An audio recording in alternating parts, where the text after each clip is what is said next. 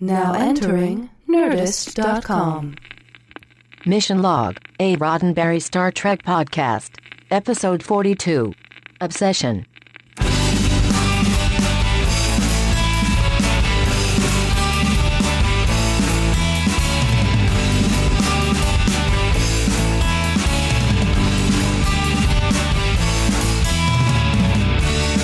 There she blows, with a hump like a snow hill. It is Mission Log, a Roddenberry Star Trek podcast. I'm Ken Ray. And I'm John Champion. And if I'm going to do anything today, I'm going to watch and discuss an episode of Star Trek. You can't stop me. No one can stop me. Dude. Yeah. You sound a little obsessed. Well, Ken, why shouldn't I?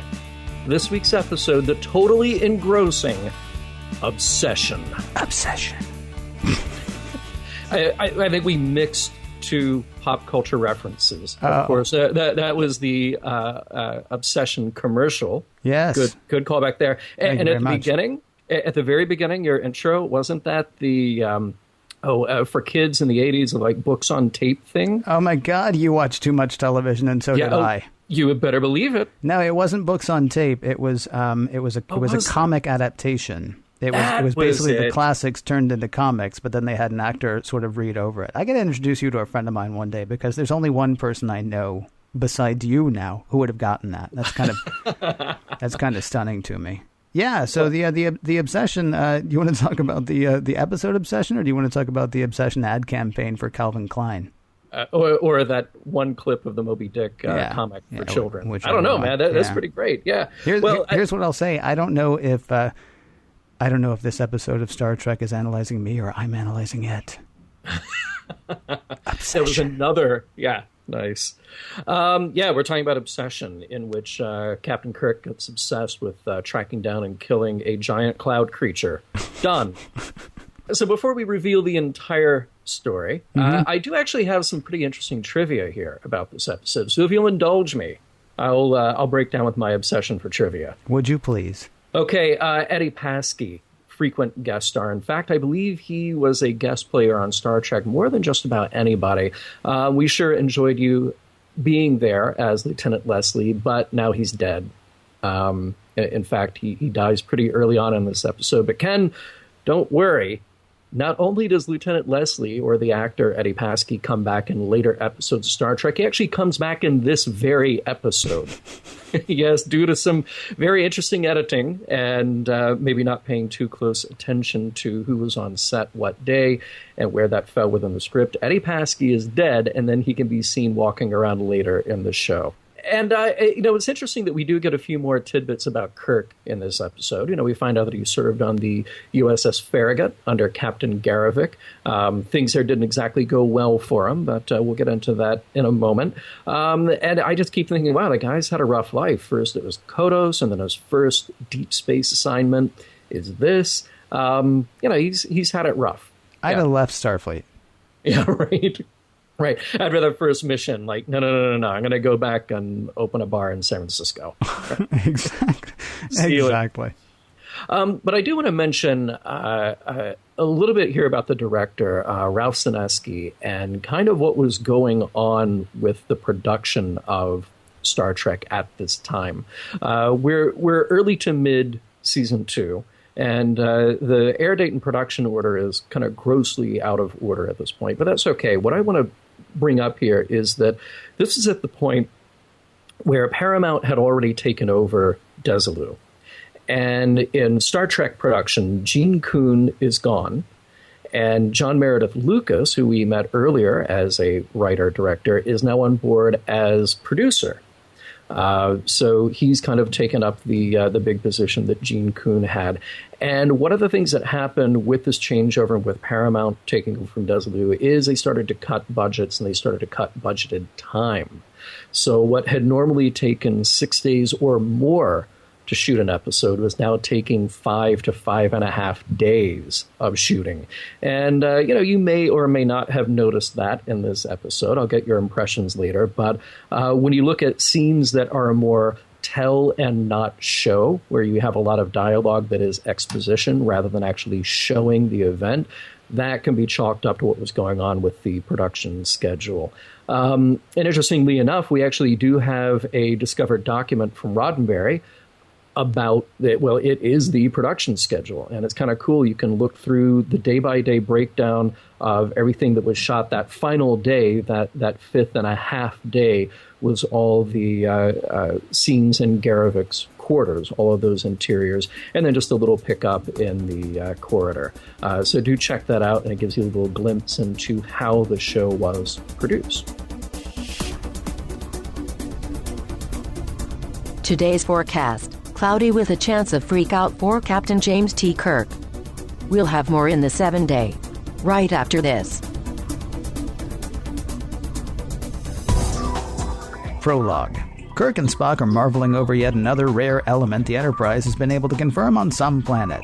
Tritanium, if you're a stickler for such details, but it really doesn't matter. The real news on this planet is that smoky stuff that we're seeing, but the landing party isn't. It's creeping in on the crew, though when Spock uses his phaser beam to get a piece of the rock, the smoke seems to retreat or sneak away. Kirk may not see it, but he does smell something. A sweet odor, like honey. Reminds him of something that happened years ago on another planet. And he doesn't seem pleased. He sends 3 red shirts. He sends 3 red shirts to scout around and look for dichronium. Oh, and if you see a gaseous cloud, shoot it immediately. Scotty chimes in from the Enterprise. We're supposed to meet the USS Yorktown pretty soon, but Kirk says they've got stuff to check out here. Spock points out that dichronium only exists in lab experiments, but Kirk is pretty lost at this point. Meanwhile, we catch up with the red shirts. Say goodbye to 2 of them. The cloud gets the drop on them before their leader, Rizzo, can fire his phaser. Rizzo calls Kirk. He and Spock run to find the 3 crewmen, 2 dead, 1 mostly dead. Kirk says Spock will find every red corpuscle gone from their bodies. Well, except for the mostly dead guy. Kirk says the thing that did this can't possibly exist, but it does. And time now for the opening credits. Act 1. Everybody wants to leave orbit but Kirk. That rendezvous with the Yorktown? Yeah, that's to transport some highly perishable vaccines to planet Theta-7. Theta-7 really needs those vaccines, but Kirk says they're staying put to investigate the deaths of the crewmen. He understands that people on Theta-7 could die, but those are his orders. As for how the crewmen died, Dr. McCoy says it's medically impossible. No bites, cuts, or bruises, but every red corpuscle has been removed from the bodies of the dead men. And Rizzo's not doing so good either. Kirk suggests Bones check the records from 11 years ago and similar incidents aboard the USS Farragut. Same thing happened there and then. So look into that. But first, please revive the nearly dead Rizzo. Rizzo wakes long enough to tell Kirk what happened. It was cold. It smelled honey sweet, like being smothered by it. It was trying to draw strength from them, and then he's out again. On the bridge, Kirk is ignoring messages from Starfleet. He wants to talk to Spock about this thing on the planet. Maybe it's made of stuff we've never seen. Maybe it can hide from sensors. Maybe you should go watch the Farragut tapes with Bones. Spock goes to do so, passing a new security officer as he hits the bridge. He's Ensign Garavik. His dad was someone that means something to Kirk, though we'll have to wait to find out who and what. Word comes from sickbay that Rizzo has died, which seems to shake Garavik. They were friends, you see, graduated the academy together. Hey, says Kirk, want to kill the thing that killed Rizzo? You've got a red shirt. Get 4 more just like you and a few phasers. We're going to go hunt a cloud. On the planet, they find the traces of dichronium, and the hunt is on. Kirk with 2 red shirts, Garavik with 2. Not surprisingly, one of Garavik's red shirts dies under the cloud while another ends up in bad shape, despite Garavik's phaser fire. Thus ends Act 1.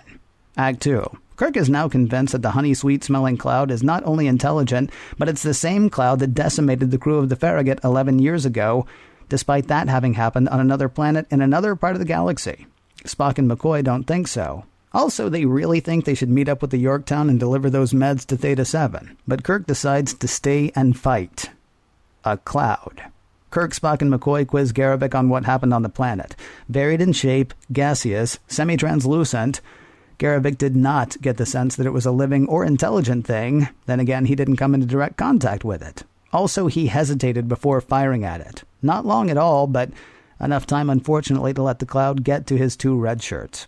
Kirk relieves Garavik of all duties and confines him to quarters until further notice. Spock and Bones think Kirk was a little bit hard on Garavik, but he won't hear it. Put it in your reports. I'm out. On the bridge, Scotty is preparing the Enterprise for leaving orbit, which Kirk says they are not going to do. Uhura says the Yorktown would really like to know when they're going to meet up, and Kirk says he's sick of his senior officers conspiring against him. Did he say conspiring? He meant shut up and do what you're told. Meanwhile, in sickbay, Spock and Bones are conspiring. Kind of. Kirk may be obsessed with the cloud thing. Turns out what's happening here is a bit like what happened to the Farragut 11 years ago. Kirk was on board the Farragut, serving under Captain Garrovick, father of the recently disgraced red-shirted ensign, now under Kirk's command.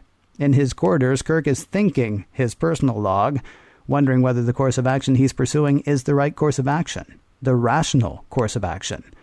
In comes Bones. Get this, when Kirk encountered the cloud 11 years ago, he too hesitated before firing. Ever since, he's blamed himself for the loss of half the Farragut's crew and its captain. Bones tries to talk Kirk into letting himself off the hook, but Kirk will have none of it. There is an intelligence about the thing, a malevolence. It's evil, and it must be destroyed. Bones challenges Kirk on his level of obsession. It's not a threat, it's a statement of fact. He's preparing a medical report, which could be bad news.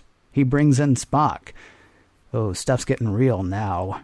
Kirk explains that they are delaying, risking lives on Theta 7 because he's convinced that the cloud is a living creature, the same creature that did in the Farragut crew.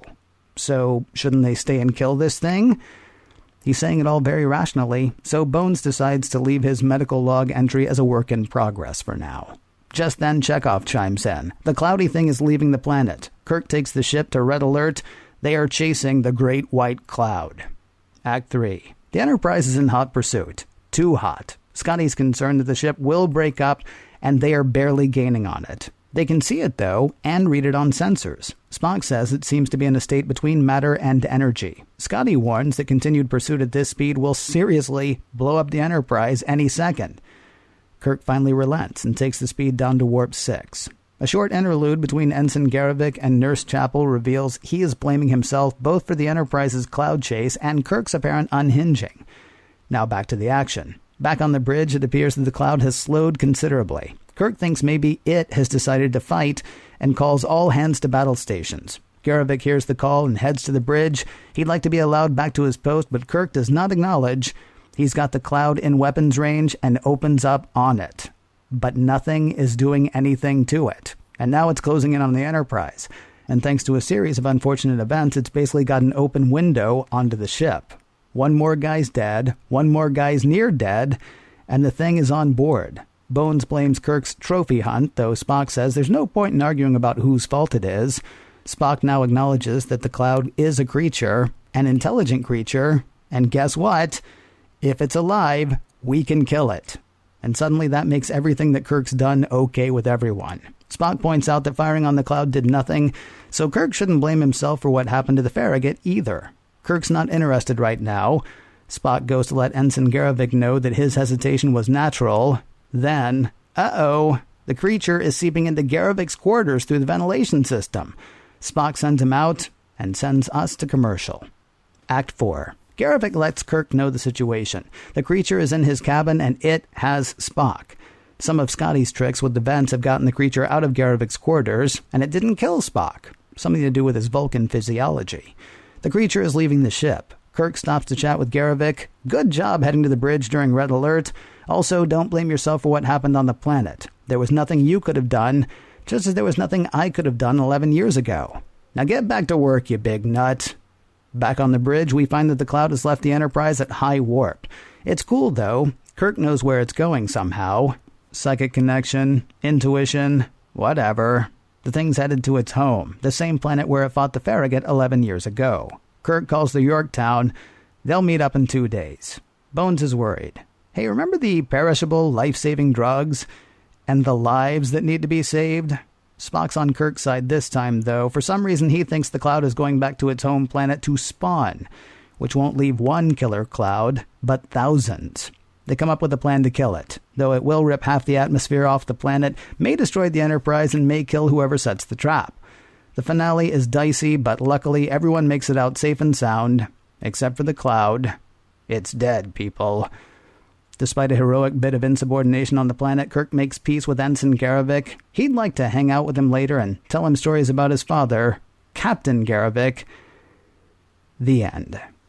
You know, if there's one takeaway for me, one takeaway image from this episode, it's Garrovick running into his quarters and just diving face down into his bed. I know. Isn't that nice? You know? It was so cute. It was like Messy Marvin. It was A Christmas Story. It was Dennis the Menace.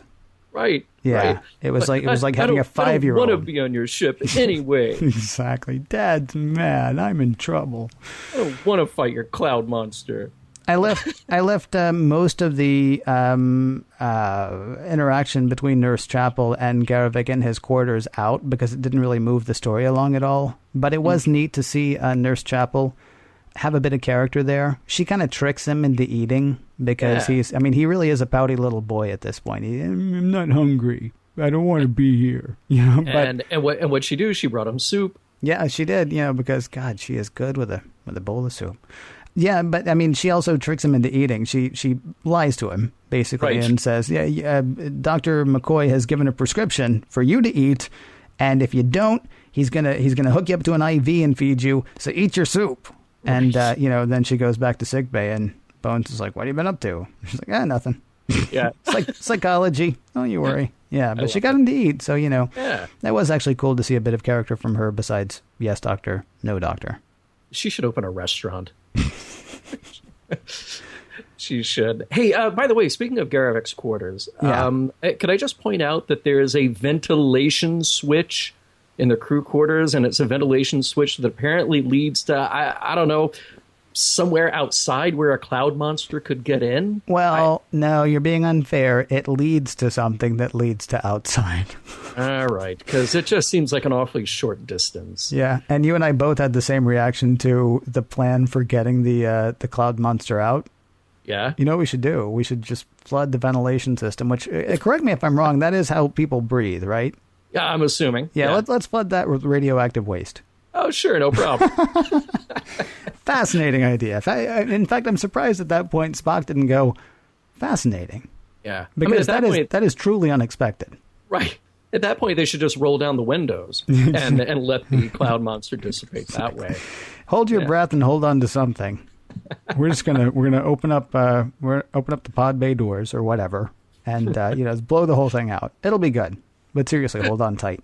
So we've been making light of the episode, as we sometimes do. But I do have to point out that, there were scenes in this that I really thought were good, solid moments. Like the Spock and McCoy scene is good, even though it is a lot of long exposition, as I kind of mentioned in the trivia of how the episode was structured and why you have a lot of exposition. And then the scene between the three in Kirk's quarters where they're questioning his actions, and McCoy gets to call him out on just using his intuition. I thought all of that was good, and it was all acted well. So that was kind of cool to see. Yeah. All right. Yeah. I mean, I'm finding. I'm not gonna argue each scene with you. I actually thought. Yeah. Except I guess I am. I didn't really like the one between just Spock and Bones. It was okay. Oh, really? It was all right, but. Oh, wait a minute. No, I'm confusing that. No, I actually did like that one. My apologies. I'm thinking about the one where Kirk is like, Bones, you should go check the tapes on the Farragut. Yeah, no. And Bones is like, okay, I will. I mean, that actually struck me as really bad acting. But you're right. I'm confusing that with the one. The one with Spock actually was pretty good. The whole the one with Spock just kind of confronting McCoy about, look, we have to talk about the captain. Yeah. Well, actually, it's cute. Before that, I need your advice. Well, then I need a drink. Right. That's right. Cute. Yeah, that worked out. My apologies. Go ahead. It was good. And maybe this should have gone in trivia, but the timeline now gets another specific point. Last week we were talking about how in the Deadly Years Kirk is 34. Yep. And we know that his first deep space assignment was 11 years ago on the Farragut, so that would have made him 23, fresh out of the academy, I would assume. Yeah, well, I mean, since it was his first deep space mission, you would think so, but yeah. And by the way, I didn't know that you could beam down antimatter. Apparently, you have to have a special thing to hold it in. And that thing is so unwieldy, it takes 2 men to carry it. Oh, wait a minute. No, I'm sorry. The thing floats It floats. Yeah. So you don't actually need two men to carry it. Yeah, I'm thinking maybe Garrovick should have been carrying the jar of hemoglobin. Yeah. And then, because you're right, I mean, Kirk could just sort of push the antimatter in the direction it needed to go. Mm-hmm. As far as being able to beam antimatter down, though, I assume that they're just beaming down the container it's in.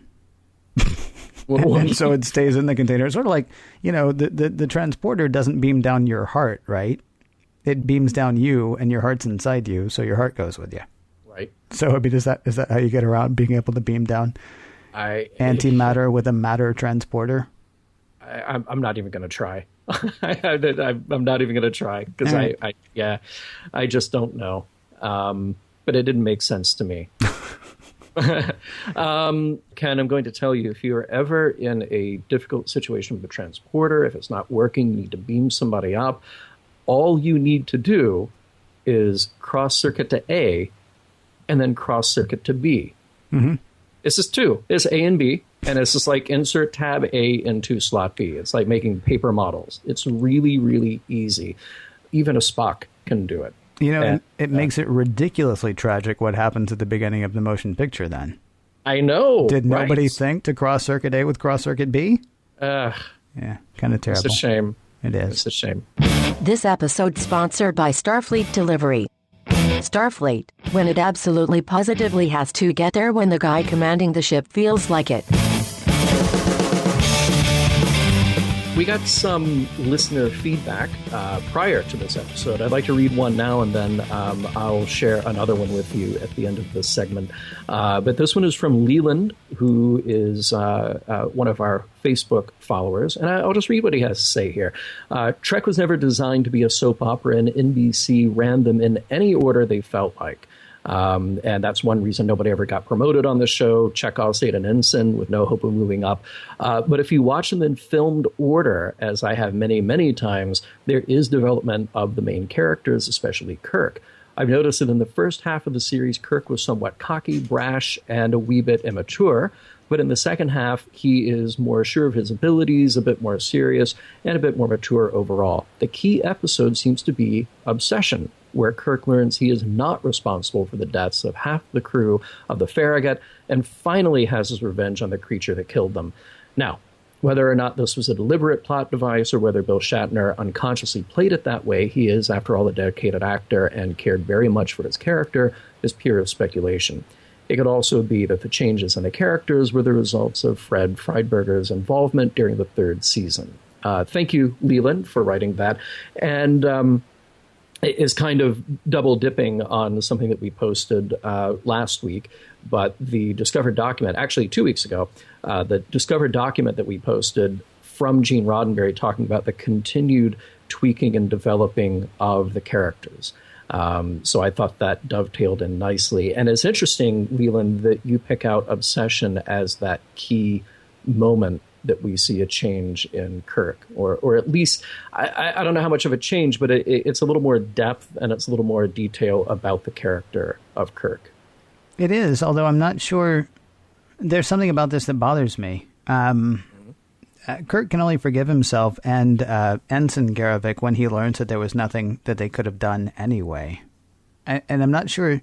You sort of cheapen the turning point if the thing that lets Kirk off the hook is the fact that he was doomed to fail, rather than, dealing with the fact that he did fail. I mean, either he did everything he could aboard the Farragut, and he should have come to terms with that over the last 11 years, or he didn't do everything he could, whether it would have worked or not, and he should have come to terms with that too. I'm having a hard time figuring out also how a guy who has spent the last 11 years thinking that he killed half of a starship becomes captain. I mean, I joked earlier that I would have left Starfleet, but seriously, if you can, at a moment's notice, be thrown into obsession and paralysis based on something that happened 11 years ago, I'm not sure how you end up taking command of a starship. You need a psychologist. And I'm really glad that you made that note, because I kind of made the same thing, carrying it around with his discussion with Garrovick at the end, when he kind of snaps Garrovick out of his funk, saying, well, yeah, your actions would have made no difference anyway. And I completely agree with you. It undermines the idea of getting over what happened, being able to overcome your faults or your flaws or your mistakes.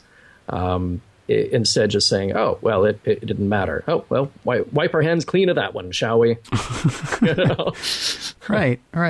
It's weird. Yes. Well, I won't go into all of that. I mean, basically, it made me start thinking about there are things that I have carried with me my entire life. They have informed what I've done, and it's not like I've become fine with them because it turns out there was nothing else I could do. They inform who you become, and we sort of lose that from Kirk when. He either is a stark raving loon about it, or it turns out it didn't matter after all. Yeah. He has an on and off switch. There's no gradation here. Right.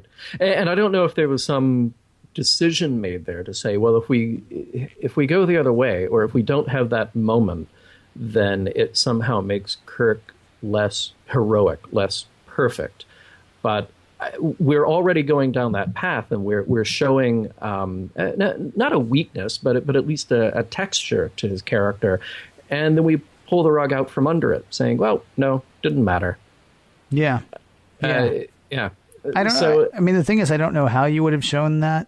I mean, as we always say, 48 minutes and, a parade of writers coming through. So, I mean, you're not necessarily going to have, to Leland's point, certainly Shatner is playing the same character every week. So he may add nuance as they go. He may add a bit of maturity as they go, but there's nothing on the page that indicates any of that maturity.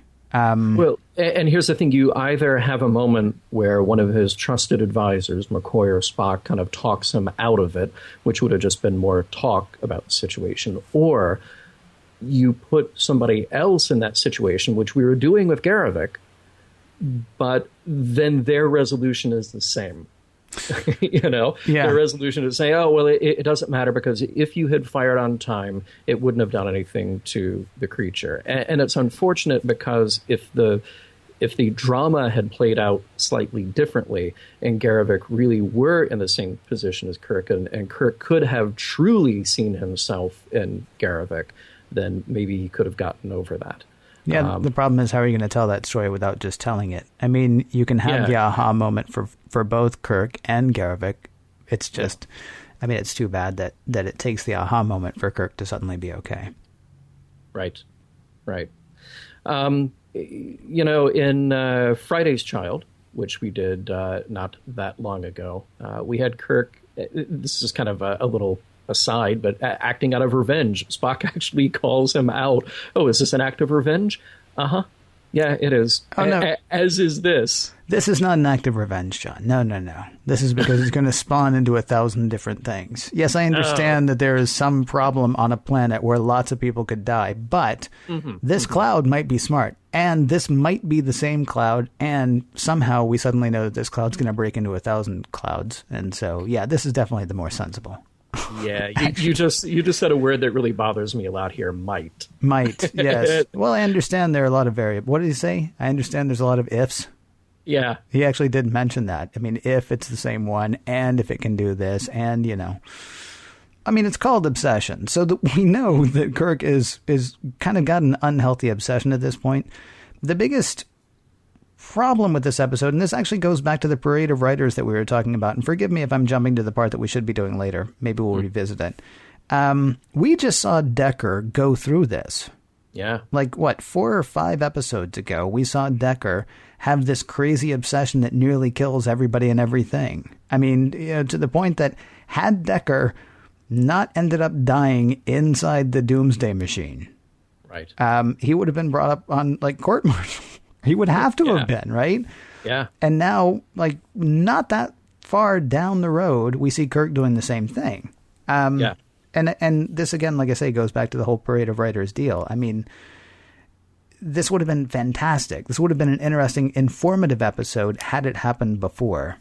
I did. I just jumped to the end of the show, didn't I? I apologize. But I think you're absolutely right, because this is germane to the idea of Kirk's character in this episode. There's so much about it that bothers me because, we watched Doomsday Machine not that long ago. We saw Kirk be the one to step up and take command, and if he had to overstep his boundaries at all with a senior officer, then by God, he's going to do it, because Decker was acting out of crazed obsession.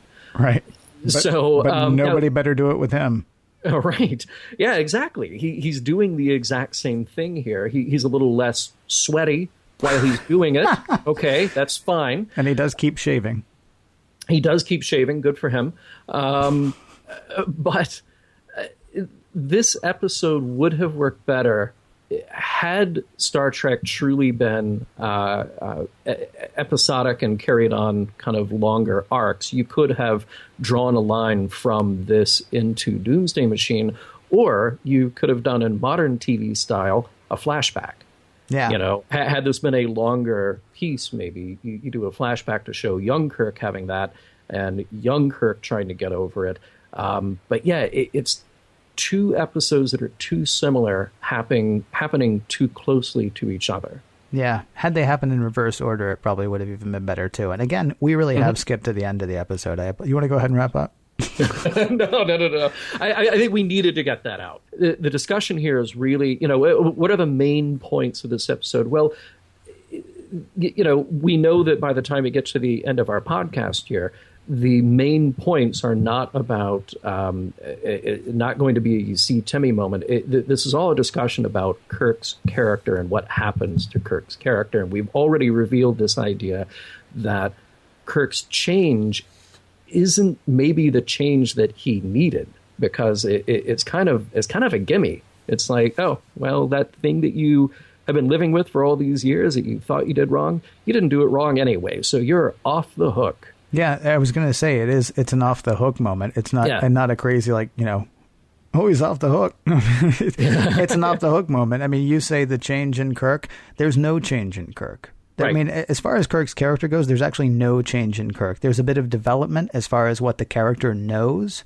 Yeah, there's a reveal for Kirk. There's a reveal, but there's no change. I mean, had he not been presented with the evidence that he actually did nothing wrong 11 years ago, he'd still be walking around like a loon. And the next time, somebody brings him a honey-covered croissant, he's going to snap and start chasing something across the galaxy on the Enterprise. Yeah. Well, it's a good thing we haven't had a yeoman in a while to actually bring him a honey-covered croissant. Good point, that. Yeah. But his impulsiveness is something that just, depending on when you catch him, it'll either work for or against Kirk. So we get this hint of complexity more than we've maybe seen before. But yeah, the question is, do we actually see him mature? And I don't really think that we do. And here's another question for you. I think some of the thing that I enjoyed in this episode is, I mentioned the McCoy and Spock moments of trying to call him out for intuition. And Kirk keeps leaning on this. He's got a hunch. He's got a feeling the creature might do this. And Spock even says this to him. What does he say? Do you believe that you're in communication with the creature now?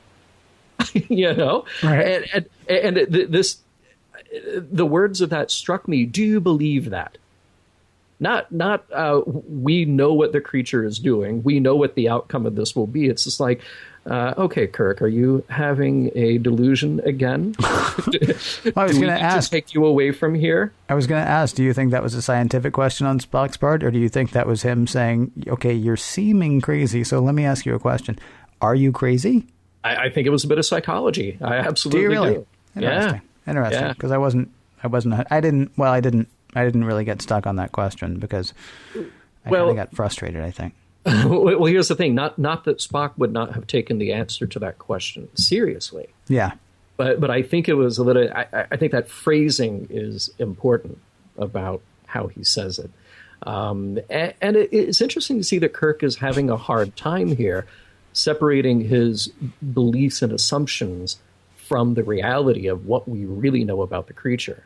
Yeah, but I mean, so does everybody. Where does Spock get the idea that it's going to spawn? He actually says there's evidence that it's going back to its home planet to spawn. Right. So is he hiding that evidence from us? Because there's been no indication to this point that that's what's happening. But Spock says it, and it's like, okay, well, that's what's happening. He got it through that little blue blacklit viewer that he has on the fridge. Maybe. That's the evidence right there. Can I ask another question? Has Science Officer Spock just given up? Given up on what? Given up on, hey, look, a new life form. Maybe, no. Maybe I could study it. Maybe I could find out it's intelligent. Maybe we could talk to it. Maybe there's something we could do besides, blowing it up or trying to blow it up. Like, hey guys, remember what I did with that Horta not that long ago? That thing was made of silicon. This has a thing for iron. Yeah. And I even did that with Nomad. So if I can do that with Nomad and a Horta, give me a shot with the Cloud. I'll be honest, when he was in Garavic's quarters and the thing starts seeping through the vent and he puts his hands on it, I thought he was actually going to mind melt. I thought we might be headed towards... I must not have seen this episode before because I had no memory of how it ended. Or how it started or how it went in the middle. So I think probably I've never actually seen this episode before. But when he puts his hands on the grate and the Cloud sort of going over it, I'm thinking, aha, the mental power that is Spock is going to, do his mind meld thing. And no. Yeah. Right. You're absolutely right. It's a little surprising. So there's a lot we have to just sort of take on Kirk's intuition and then Spock's magic evidence. Ken, I mentioned earlier at the beginning of this segment that we had a couple of pieces of viewer mail, listener mail, and the other one here is from Alice. And she wrote in, it's interesting, she's been following along with our show, and she also has been reading the James Blish novelizations, the adaptations that he wrote about Star Trek in the 70s. So she says, in Blish, on page 116, Spock, while speaking to Garavic in his quarters, has a line that sums up what I think is one of the messages. Hate of the self, always undeserved, will ultimately crush you. I don't know for certain if that's a humanist versus religion thing, but certainly religions often work hard to make one feel guilty in order to get you to behave. These days, that's not so popular. My church certainly doesn't focus on that. Anyway, I think one message is that you should not let guilt follow you around because it will do more harm than good.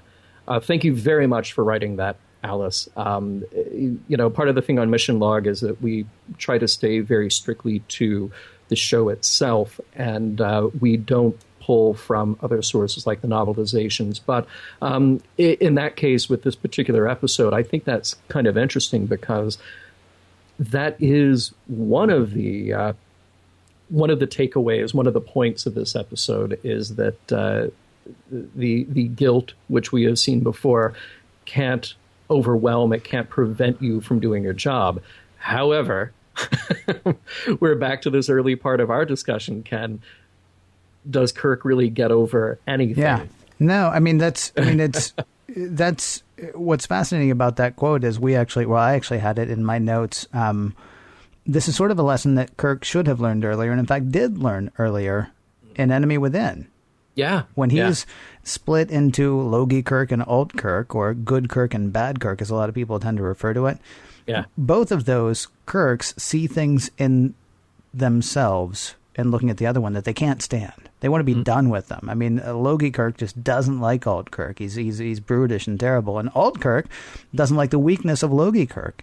Right. And you get the same thing when Kirk is looking at Garavic. He sees the same mistake that he made 11 years ago, and it's repugnant. It's reprehensible. He has not been able to come to a place where he can deal with the fact that that happened. And so, yeah, I mean, that quote is actually right on. I never would have known about it had Alice not written in, so thanks. But yeah, I mean, it's basically what Kirk picked up, I guess, in episode 6 of season 1 about being okay with what's inside you. He seems to have kind of forgotten that a tiny bit, and further down the road.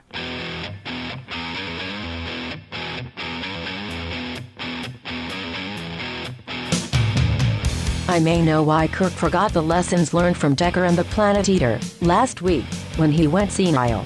He may have forgotten all about that. Well, I said earlier that we may have jumped to this part already, so again, John, I say, do you just want to say goodbye? There's more to say. Yeah, there is more to say. Time to figure out what the messages, morals, and meanings of this episode were, and, of course, the sometimes dreaded question, does it stand the test of time? It feels like we pulled some interesting stuff out of the episode, although, as you said earlier, John, there's no you see Timmy in this one. Well, and not only is there no you see Timmy, I feel like there's kind of a cop-out when we get to the central core here of what the episode is about. So that's too bad.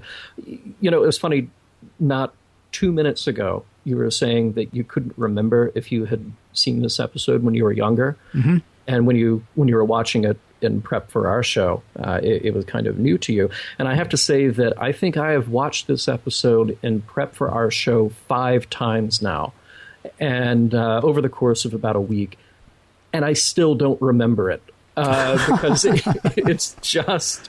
I think the pacing is absolutely terrible, and I think that all these attempts to make it heavy and to make it important and really reveal stuff, I think they kind of fall flat because you don't really go there. And I understand that, you know, again, it's an older TV show, so we can't always fault it on just the style of older TV shows. But Star Trek has also given us great moments of really being deep and really pushing forward. And this one doesn't. This just becomes about how do we defeat the monster. And then we kind of dust ourselves off at the end and say, oh, look, that wasn't so bad. My mistakes weren't really mistakes after all. Yeah. We try not to get too much into the minutiae of the show. I mean, like, as far as, you know, I don't know, tying it into previous episodes, things like that. Mm-hmm. We mentioned earlier that Decker should have been brought up on charges. Yeah. Had he not died in the mouth of the Doomsday Machine. There is no way that Kirk should be able to walk away from this. He left a whole planet. I understand he talks about intuition and what have you. Yeah. He left a whole planet of people to die. Mm-hmm. There is perishable medicine that they apparently just can't make any place, and they have to hook up with the Yorktown and take it to Theta 7. And he's going to leave that on hold because he thinks probably they should kill this thing. Now, you can say, well, the thing was going to go spawn, and there were going to be thousands of them, and so that would be bad. The only reason it was going to go spawn and there would be thousands of them is because it was damaged by the Enterprise. And why was it damaged by the Enterprise? Because Kirk was obsessed. Because Kirk basically abandoned his post. He abandoned his duty, you know, to go chase his white whale. And that's, you know, but that's not going to happen. I mean, the part where Spock says, gentlemen, I put to you that there's no point in trying to figure out whose fault it is now. It's academic. Okay, he's right in that moment, but they really should circle back around.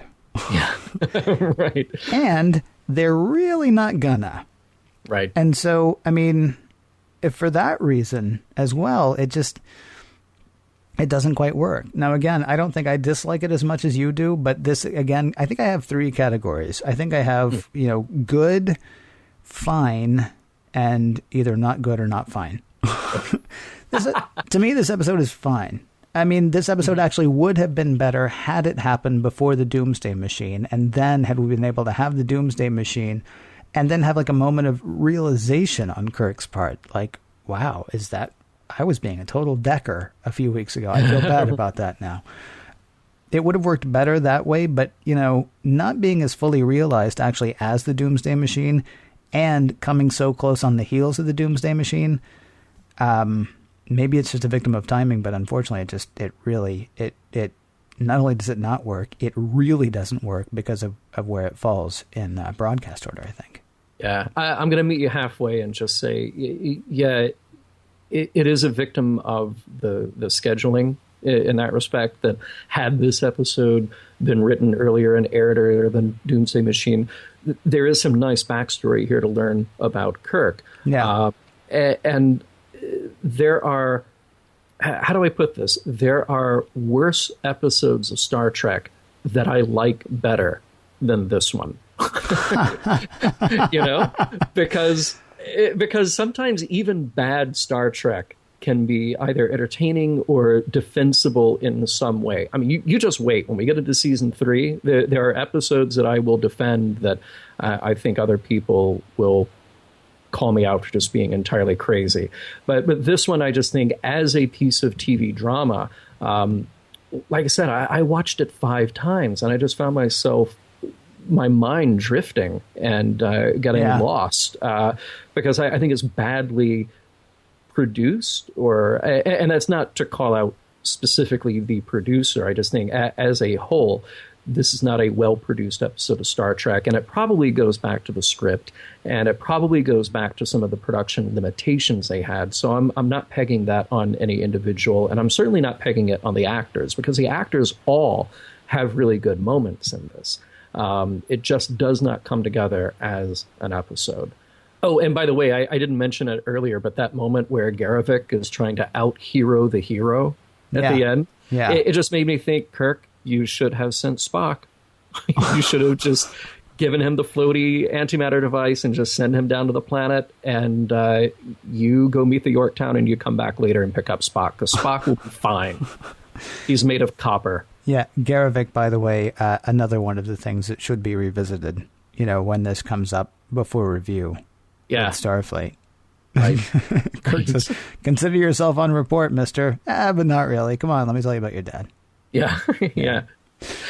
So that's kind of where we are on this episode, but we would love to hear where you are on this episode or any others. You can reach us on Facebook, Skype, and Twitter at the handle Mission Log Pod, or you can call us 323-522-5641, 323-522-5641. You can email us missionlog@roddenberry.com, and please don't forget to check out our very nice home on the internet, missionlogpodcast.com. Remember, we may use your comments on an upcoming episode of Mission Log.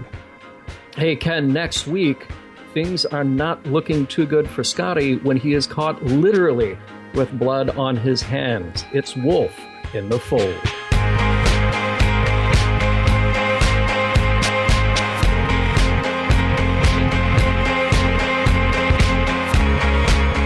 Some of the music for the Mission Log provided by Warp 11, online at warp11.com, and from the album Messages by Key Theory, free to download at kitheory.com. I may know why Kirk forgot the lessons learned from Decker and the Planet Eater last week when he went senile. He may have forgotten all about that. Did I say that already? End transmission.